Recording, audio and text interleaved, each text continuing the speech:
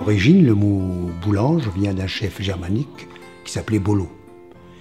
Il a été après, plus ou moins au fil des années, un peu modifié. On a vu Boulingen, Boningen en 1178, Bollange, ça commence à se rassembler en 1278, Boulange avec un S en 1295 et maintenant Boulange depuis 1295.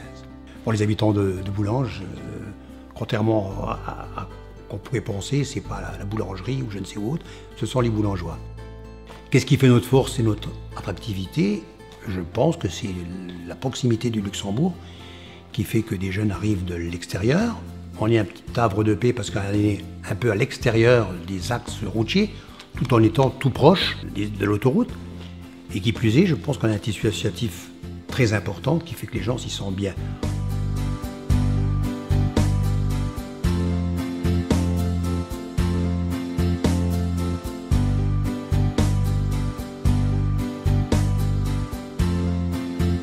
On est d'une part un village rural, avec des chevaux et des vaches dans les champs tout près qu'on peut aller caresser.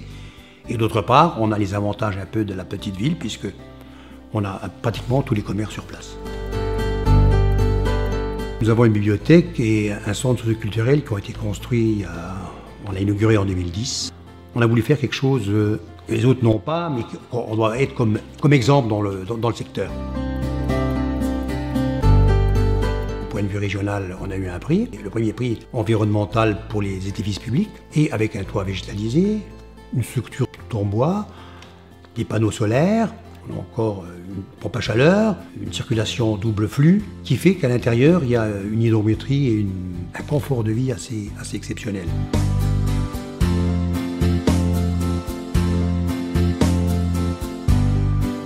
Au début, lorsque les gens passaient devant la bibliothèque, parce que c'est du bois. Les vieux boulangeois me disaient « Jackie, tu es en train de faire du carton mâché » parce qu'on est habitué à des murs très épais. Et lorsque maintenant ils viennent à la bibliothèque, ils sont quand même surpris par le confort, l'acoustique, le bien-être qui se dégage du bâtiment. La commune, démographiquement, a beaucoup évolué à partir de 2000. Ça a commencé par rapport justement à celles et ceux qui commençaient à travailler au Luxembourg. Et on était à 1736 en 1999, au dernier recensement. On est actuellement à 2350. Donc ça a apporté une jeunesse magnifique, des écoles, 3 ouvertures de classe, le périscolaire, parce que les habitants qui arrivent de l'extérieur n'ont pas de parents ou de grands-parents sur place. Ils ont des besoins qu'on n'avait pas avant, de garderie. Les gens travaillent à deux au Luxembourg pour la plupart, ou même ailleurs, mais ils travaillent à deux. Donc on a dû créer un système associatif qui fasse que pour garder les jeunes à midi manger, du moins déjeuner, et on se retrouve tous les jours entre 50 et 60 gosses à déjeuner à midi, et on les prend du matin à 7 h jusqu'au soir à 18h15. Et c'est une nouvelle vie qui s'est installée sur le village, parce que comme c'est placé en plein milieu du village, les gens se rencontrent, vont chercher les gosses, et j'ai l'impression qu'une vie est en train de renaître avec des autres habitudes, une autre manière de vivre, mais tout en gardant toujours ce côté convivial qui fait que on espère que les gens se sentent bien ensemble.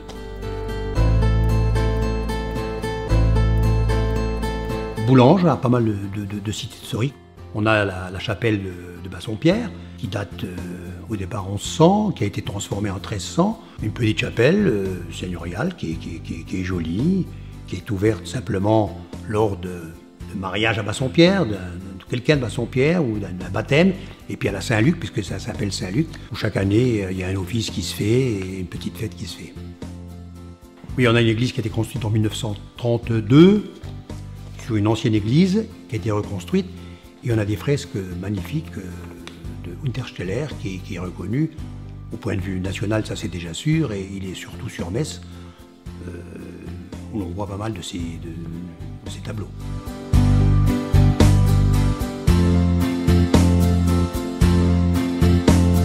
Un personnage historique sur Boulange, c'est le marquis François de Bassompierre.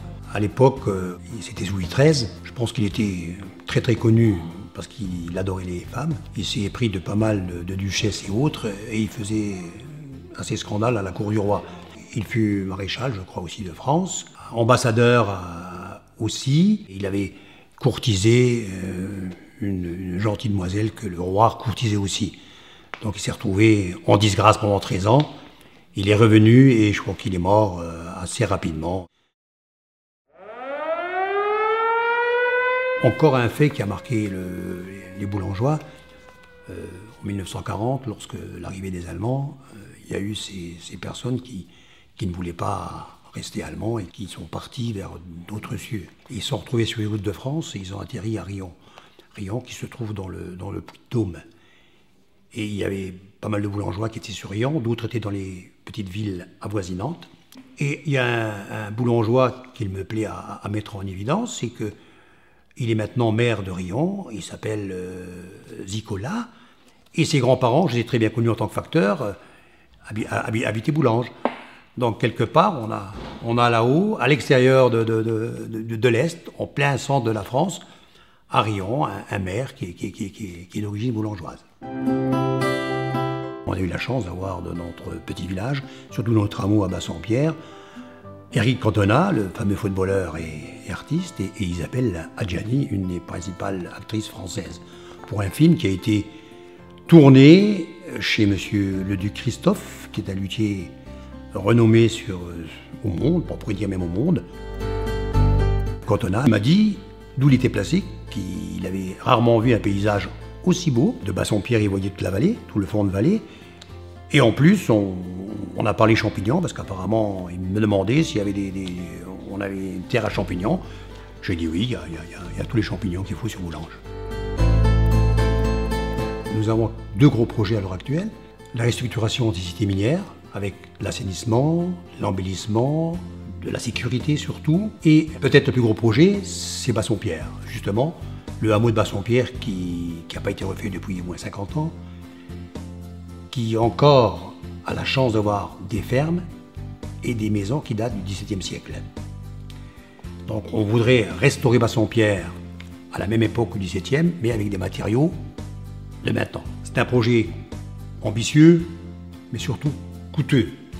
Donc est-ce qu'on va pouvoir le faire en une seule phase? Est-ce qu'il faudra qu'on le fasse en 2 ou 3 phases, suivant l'argent que nous pourrons avoir? Après d'autres projets, je pense qu'il y en a plein la tête. Il y a le projet des éoliens. Je suis quand même convaincu que demain, il nous faut avoir une énergie où on ne soit pas tributaire d'autres pays que le nôtre. On a la chance ici d'être un secteur, le PIO, assez vanté, avec une possibilité de mettre minimum 5 éoliennes, maximum 8 ou 9 éoliennes sur le territoire, qui nous apporterait une recette fiscale assez importante, qui nous permettrait de faire en sorte que les autres projets puissent se concrétiser. On a fait de la mixité sociale, c'est ce mot-là, et on le galvaude un peu partout, mais moi, il m'intéresse.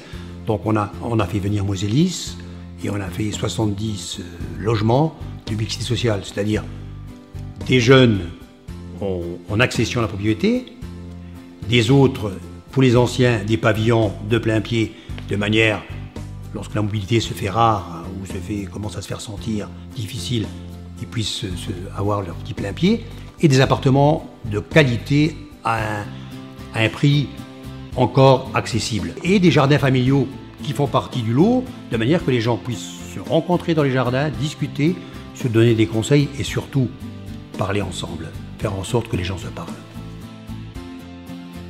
Le slogan que j'avais lors des campagnes électorales, c'était « Mieux vivre à Boulanges ». Et je le répète chaque fois, c'est « Mieux vivre à Boulanges ». Parce que, quelque part, le seul souhait que j'ai, c'est qu'après moi, ils vivent aussi bien et même mieux. Parce que la vie est tellement courte que le mieux vivre, c'est quand même important. Parce que le reste, à mon avis, le matériel, le fric et tout le reste, pour moi, c'est du cinéma. Donc, un beau sourire le matin d'un gosse quand il va à l'école, je crois que c'est le principal.